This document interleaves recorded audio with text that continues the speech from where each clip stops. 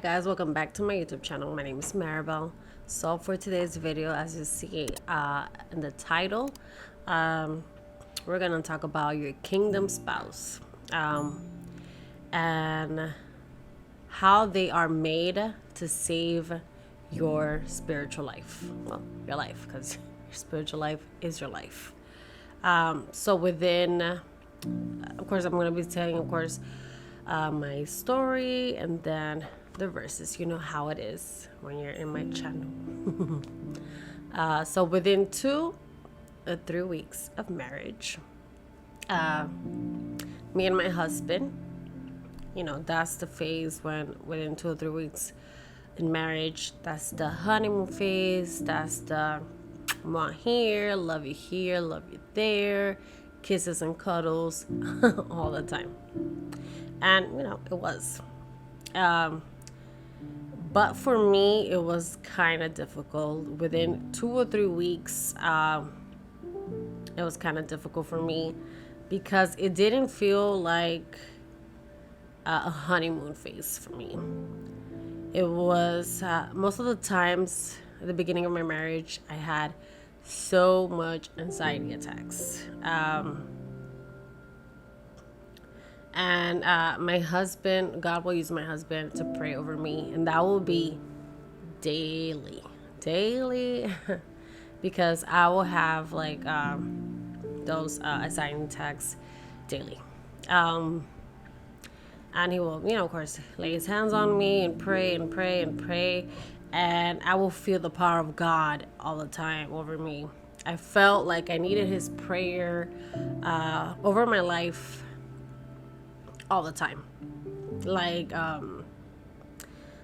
felt like it was the only thing that I needed each morning. We will pray together, and he will lay his hands on me, and I will feel at peace the rest of the day. I will constantly tell him we need to pray, or I will tell him, hey, pray for me. So the reason why I felt so like sad and so with anxiety and all that was because at the beginning of our marriage, my family didn't really approve of the marriage, and we got secretly married. And yes, we did. And afterwards I felt bad. I felt kind of miserable. I felt because like every girl wants a dream, a big wedding with your family, with your husband's family, everybody united, the big white dress and all that. I wanted all that. But I really didn't enjoy, honestly, my marriage at the beginning because I felt bad. I felt bad because I didn't include my family. It wasn't like I felt like it wasn't blessed. You see how like when your husband wants permission from your parents, like to get the blessing, like, can you give me the permission to marry your daughter? And yeah, they get the blessing, how traditional weddings or before the wedding is. So during my, like I said, within 2 to 3 weeks of marriage, or 4 weeks, or 2, my husband will be working, and of course I was working as well. But when I was alone in that apartment, I felt so alone. It was difficult because I felt like I was attached to my my parents in a way, because I felt so long. I had 20 years of my life with them, So once he wasn't there, I was like, man, I even felt like more sad, like anxiety. Like I didn't want him to feel alone at all. Like I felt like I left my parents, and now when he wasn't there, it's like he wasn't really there, because he was most of the time working. And I was like, oh my goodness. So anxiety during that time went through the roof. Sometimes some weekends he will have off, and not me, because I used to work at a clothing store, and I used to work Saturday and Sunday. And in the nighttime, when I used to come back, see him, and I used to feel, better. But when he used to work and I had the day off, sometimes you feel alone. And even though we were sharing, the apartment with other people, we had roommates, I still felt lonely because I didn't know them. So back to the topic, because I'm getting out of the topic. So yeah, I felt like so attached to them. Of course, I had, my family all this time, and I wanted to visit them daily, but I felt from God not to, because He wanted me to detach myself to my family, because as the Bible verse say, once you get married, you leave your dad and mother. And even though that was difficult, like I said, I felt like, within the years that all my dependent was on my mother and my dad. It was like I didn't feel, safe without them, So when I got married, which I never in my life I thought, honestly, never thought that I was going to get married. So it was kind of hard on me, like I had back-to-back panic attacks, especially when he wasn't around, my husband. And I felt and I learned that my husband, like within 5 months or 4, I felt and I learned that my husband was the one who I needed to be dependent on. And completely, of course, you depend on God first, but the second person was my husband. So God was already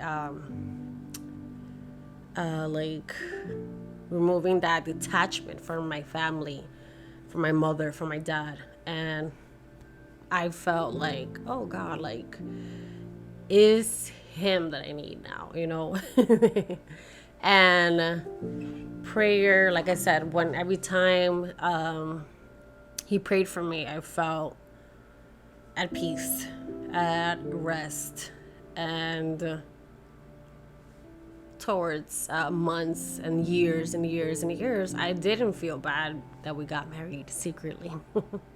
I was like, man, I did the right choice. God knows who He has in your life. He has chosen even before you were born. So you're gonna get married, or you're gonna be forming a family with. So let's continue. With my husband, I learned how to be a wife. I learned how to cook, obviously. In some situations, the wife, needs to learn that, before you get married. But I learned how to cook. I learned how to be a wife, how to, prepare his meal before he comes from work, because the guy will get mad. Keep her husband happy. I learned with my husband how to be a child of God. And because of that, I felt more in love with God. Because when you get married and you see your husband's flaws and you see that he's not perfect, he makes mistakes, you depend more on God. Like you put God first and be like, hey, God, take control, guide your husband. That's you pray over your husband for him to be, how you say it, the head of the household. God is the first. He is first in my life, and I placed him first and not my husband because, he's not perfect. He could make mistakes. And because my marriage, I knew that my marriage will survive because of God, not because of me, not because of my strength or how happy I can make my husband feel by cooking him a nice dinner or by giving him sexual pleasures. Like, that won't save my marriage. But, the only person I can save is Jesus, which is the rock where we formed our marriage on.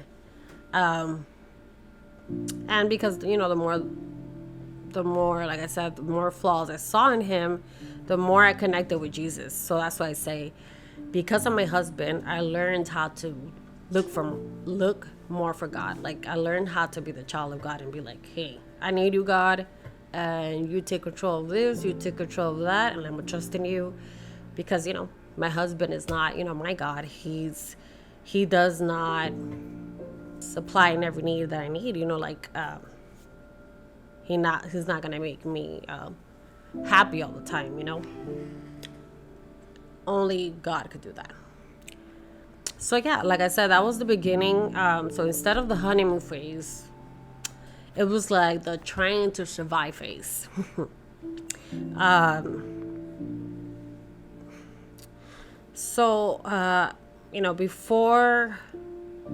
After I realized that God blessed me with the right man in my life, that he was chosen for a reason, I had a dream. And we were still living at this apartment. So this dream took place in heaven. It looks like heaven. It was clouds, and there was a table in front of me. There was like this huge angel with this big book, and you know what book I'm talking about, right? The book of life. The angel, was looking for my name. And all of a sudden he said, "You're not here." I was like, "Oh, okay." And there was a clock. I remember this clock, this tall, old clocks that they, wooden. I probably will place a picture here or there, but that's important. That dream. Because this standing clock was the only thing I had to hold on to myself, because I did not want to go to hell. All of a sudden, of course, I jump on the clock. I jump on it as soon as I felt the heat. And in seconds, like this, I was in hell. Of course, I kept screaming for my life and screaming at the angel, "Hey, I don't belong here. No, take me back. Take me back. And give me another chance." Flipping the page here. Okay. The whole atmosphere turned into the lake of fire. So I wasn't surrounded by clouds anymore. It was fire everywhere I saw. And I kept screaming to the angel. It was like he was there, but he really wasn't. It was like a blurry vision. Like, I would see the table, and he was probably just calling out names, people that got there. So the fire didn't really affect the angel. He was just sitting there, trying, doing his job. And I was trying to get away from the fire, holding on to this standing clock. Then I woke up. And as short as that was, how it changed my life forever since that day. Then I woke up. As soon as I woke up, I told my husband the dream, of course. I was in shock. He actually told me that he had a dream that same night that he was a firefighter and he was putting out the fire. And of course, God clicked my head within 1 and 2. He clicked it and he said, this dream is your dream for confirmation every day of your life. And it's true, because I never ever have forgotten this dream, never forgotten what he told me as well. And like I said, he was telling me that he was putting out this fire, and actually that's the only thing I remember. That he told me he was putting out this fire, and this fire was big. That's what he was telling me.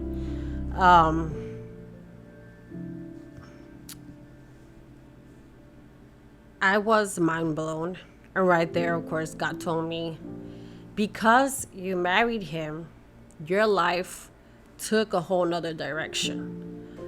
And the way he prays for you, and the way he cares for you, and the way he thinks about you is because I answered your prayer. I made him that way. Because you, before you even met him, you asked me in prayer, God, bless me with a man that loves me for me, no matter what flaws I have. And that was my answered prayer. And not only that, but I asked God, I need a man of God.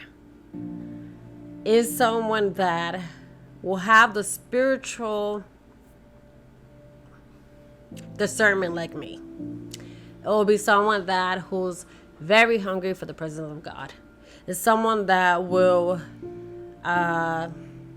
when they see the future, they will see something bigger, that way bigger than I can see. I want a man of God, a man of faith, and that's what God gave me. And he's right. Like before that dream, before all that confirmation happened,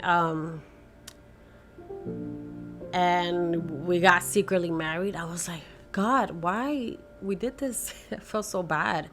And it's like the enemy was putting me down. Are you sure you married the right person? Are you sure you did the right choice? But no, it was like a matter of death and life to me. In my parents' house, even though my mom was trying to look for God's presence, she was going to church, there was still a spiritual battle within their house. I could not live there.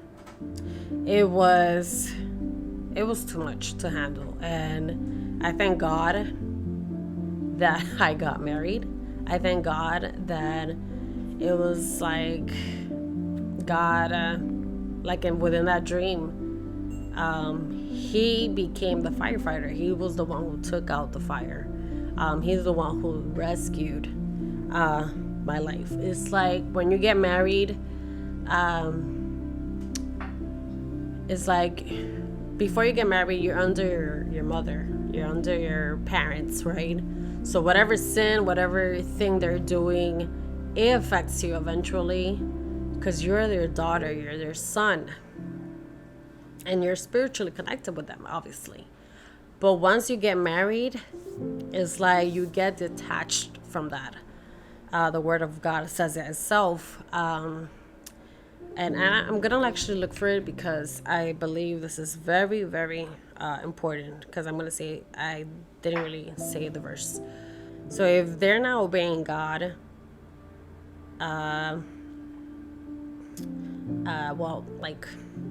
instead of blessings will come to your life, it will be the exact opposite.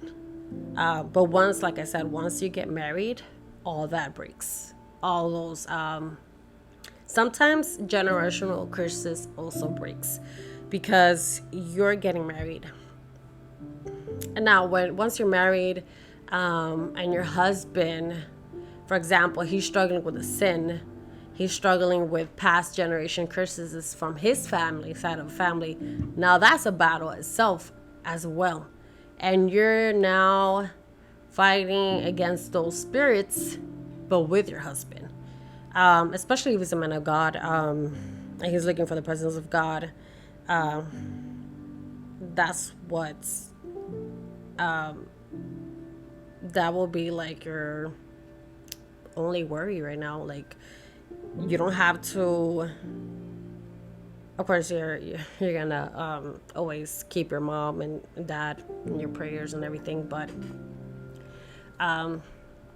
what's important now will be your husband and you, because that's your new family. That's and whoever, of course, whoever comes under, which is your children. And I'm gonna look for that verse and stop distracting myself. No. Okay, Genesis chapter 2, verse 24. Therefore a man shall leave his father and his mother and hold fast to his wife, and they shall become one flesh. And like I said again, once you're married, instead of trying to fight the spirit generational curses or spirit, all that comes with your family, with your mom and dad and above, instead of fighting for that, now you have another purpose in life, and that will be with your husband. So, and that's how important marriage is. And there's another verse, a good verse here, Ephesians chapter 5, verse 25. For husbands, this means love your wives just as Christ loved the church. And that's like, it says here, just as Christ loved the church. Meaning husbands have to have patience and love their wives no matter what. And that was one of, like I said, I'm going back. That was one of the prayers that I asked God. And I didn't realize that came from the Bible verse as well. And I said, God, I want a man that loves me for me no matter what. And that means no matter what, okay? So that means no matter what flaws, how crazy I am, how whatever I am, he gotta love me. My husband's in the back looking at me. So yeah, that's what it means. Christ, as Christ loved his church, that's how how their husbands need to love their wives. And Christ does love his church, his people, that he died for us. So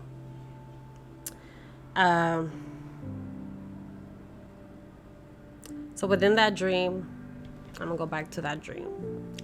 God confirmed me, of course, again, that I made the right choice by marrying my husband, and he's my kingdom spouse. And maybe the way you guys, and this is what he told me, maybe the way you guys did things wasn't correct, but you do belong together. Because even though we probably have known each other for a couple of months, 2 or 3, 4 months, and we decided to get married, no matter how many people were really against that, and they thought, oh, you don't really know each other. But I felt like I knew him up for the longest. Like, I didn't need to know what favorite color he has. I didn't care what his favorite TV show is. God connected us. And even though we didn't have the longest really knowing each other, once we got married, God confirmed it over and over and over and over. You did the right choice. You did marry him because that's your chosen one. So yeah, after the revelation, my marriage, of course, didn't get easier. I'm not gonna say it was all sunshine and rainbows throughout the future. We had our ups and downs like every marriage. But we're going to have this June 29th, 10 years. 10 years, meaning a decade together. So that is a big accomplishment for a marriage, a young marriage that started since we were 19. People who were against it because we didn't know each other. And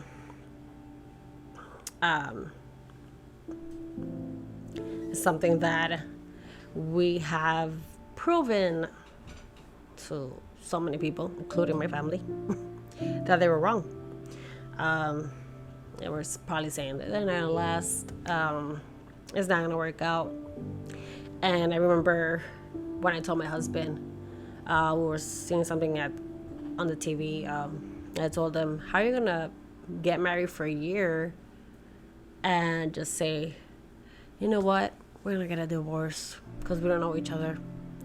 It's not gonna work out. You're getting on my nerves." That's not how marriage works. Especially if God gave you the right person. And it shows if God gave you the right person, how long will you stay married? You know, like it will show. It will show. Even though there are some people that God may reveal to them that He's your one, He's your person, He's your soulmate. But in the long run, they last only 3 years. Something happens and they just give up. And in situations like that is because either one of them wasn't said, or they were just selfish and didn't think about if they have children. They didn't think about that. Or another situation will be they just didn't have faith. They didn't have the courage to keep fighting. They just gave up completely on that marriage. So it's not easy, but if it's your kingdom spouse and you're single and God told you, wait on Him, pray. Cut off relationships, friendships that are toxic. And because I remember the same day that I cut this friendship that wasn't right with God, that He told me, of course, a long time, because God reveals to you at the beginning, do not hang out with this person. And I didn't listen. As soon as I stopped being friends with this person and I say, you know what, I cannot hang out with you anymore, don't talk to me, don't call me, don't text me, blah, bye. The next day, I met my husband. How weird is that? I don't know. That was God. And it all started through Facebook. Okay, I'm gonna too much details here. But anyways, all right, so there is a purpose for everything.